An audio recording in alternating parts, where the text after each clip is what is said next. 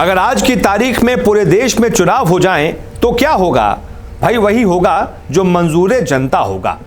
और मंजूर जनता क्या है? जनता किसे चाहती है? इसे देखने के लिए, इसे पहचानने के लिए एक सर्वे किया गया है इंडिया टुडे और सी वोटर की तरफ से, मूड ऑफ द नेशन सर्वे। पूरे देश में यह सर्वे किया गया है कि आज की तारीख में अगर लोकसभा चुनाव हो जाते हैं तो फिर किसकी सरकार बनेगी। अब ऐसे में जनता की तरफ से जो फीडबैक मिला है, जो वोटिंग हुई है, जो सर्वे आया है, उसके मुताबिक आज अगर चुनाव होते हैं तो एनडीए बड़े आराम से सरकार बना लेगी। एनडीए को भारतीय जनता पार्टी की लीडरशिप में 296 सीटें मिलने के आसार इस सर्वे में जताए गए हैं, यानी कि बहुमत से बहुत आगे आराम से एनडीए की सरकार बन जाएगी। सर्वे में दूसरे स्थान पर है यूपीए। यूपीए को 127 सीटों का अनुमान जताया गया है। वहीं तीसरे नंबर पर है अन्य दल। अन्य सभी दलों को मिलाकर कुल मिलाकर 120 सीटें मिलती दिख रही हैं। जहां तक बात है वोट शेयर की, तो वोट शेयर में भी एनडीए सबसे आगे है। एनडीए को सबसे ज्यादा 40% वोट मिलते दिख रहे हैं। इसके बाद अन्य दलों को 32% और उसके बाद फिर यूपीए को 26.7% वोट।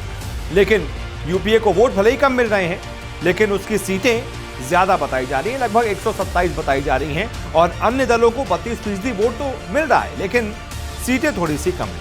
इसके भी अलग अलग समीकरण होते हैं, अलग अलग वजहें होती हैं। तो ये अभी तक इस रिपोर्ट में सामने आया है कि भाई मोदी का जादू अभी भी बरकरार है। 2014 में बरकरार था, 2019 में बरकरार था, और 2022 में अगर आज चुनाव हो जाते हैं तो आज भी पूरे देश पर नरेंद्र मोदी का जादू बरकरार दिख रहा है। जहां तक पीएम मोदी के कामकाज की बात है, तो सर्वे में लगभग 35% लोगों ने पीएम के कामकाज को बेहतर बताया। 28% लोग ऐसे हैं जिन्होंने काम को अच्छा बताया। वहीं 12% ऐसे लोग हैं जिन्होंने कामकाज को खराब बताया।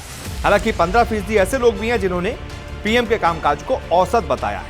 यानी कि कुल मिलाकर 85% लोगों ने प्रधानमंत्री नरेंद्र मोदी के काम पर ठप्पा लगाया और कहा कि काम बेहतर है। सिर्फ 12% ऐसे लोग हैं जिन्होंने काम को खराब बताया और 15% औसत।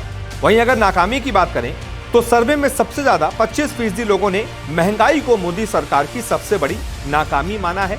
इसके बाद लगभग 14% लोगों ने बेरोजगारी को मोदी सरकार की नाकामी माना है। सिर्फ 14% लोगों ने बेरोजगारी को नाकामी माना है। ये मैं इसलिए भी आपको थोड़ा सा जोर देकर बता रहा हूं क्योंकि बेरोजगारी का ऐसा मुद्दा रहा है जिस पर विपक्ष लगातार केंद्र सरकार को घेरता चला आ रहा है और वक्त वक्त पर घेरता रहता है और ये कहता है कि मोदी सरकार में वादे कुछ किए गए थे, नौकरियों के पूरे एक भी नहीं किए गए, और इसी वजह से बेरोजगारी और औसत उसकी जो है वो बढ़ गई। बेरोजगारी दर बढ़ गई है सरकार में। लेकिन सर्वे के मुताबिक तो सिर्फ 14% ऐसे लोग हैं जो मानते हैं कि ये नरेंद्र मोदी सरकार की नाकामी है। इसके बाद 10% ऐसे लोग हैं जो किसान आंदोलन को भी मोदी सरकार की एक नाकामियों में से एक गिनते हैं। इस सर्वे में एक और दिलचस्प सवाल पूछा गया था। प्रधानमंत्री नरेंद्र मोदी के उत्तराधिकारी को लेकर सवाल पूछा गया था, जिसके जवाब में एक कड़ी टक्कर देखने को मिली अमित शाह और योगी आदित्यनाथ के बीच। सर्वे में 24% लोगों ने अमित शाह को प्रधानमंत्री नरेंद्र मोदी का उत्तराधिकारी माना और 23% लोगों ने योगी आदित्यनाथ को उत्तराधिकारी माना। यानी कि एक तरफ 24 और एक तरफ 23। बहुत ही क्लोज कॉन्टेस्ट है अमित शाह और योगी आदित्यनाथ के बीच इस सर्वे में। वहीं 11% लोगों ने नितिन गडकरी को प्रधानमंत्री नरेंद्र मोदी का उत्तराधिकारी माना है।